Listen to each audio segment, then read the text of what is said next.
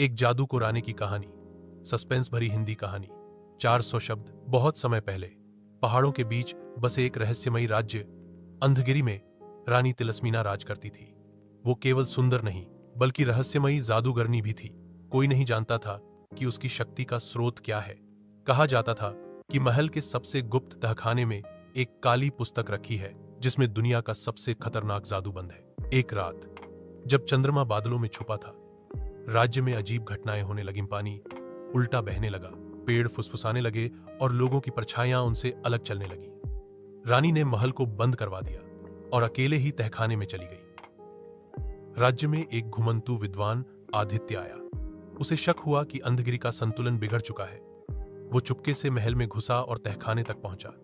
वहां उसने देखा रानी तिलस्मीना एक काले जादू के दर्पण के सामने खड़ी थी जो धीरे धीरे उसे निगल रहा था। तुम यहां क्या कर रहे हो?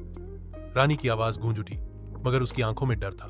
आदित्य बोला, मैं जानता हूं ये दर्पण तुम्हारी शक्ति का स्रोत नहीं बल्कि तुम्हारा कैदी है।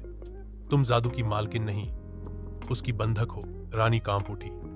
वर्षों पहले उसने अमरता के लालच में उस काली पुस्तक से जादू सीखा था, लेकिन उस दर्पण ने उसकी आत्मा को बांध लिया था। हर साल उसे एक बलिदान देना पड़ता था या खुद को। इस साल दर्पण ने पूरे राज्य की मांग की थी।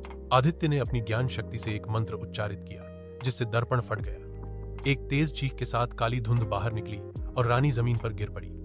वो अब सामान्य इंसान बन चुकी थी।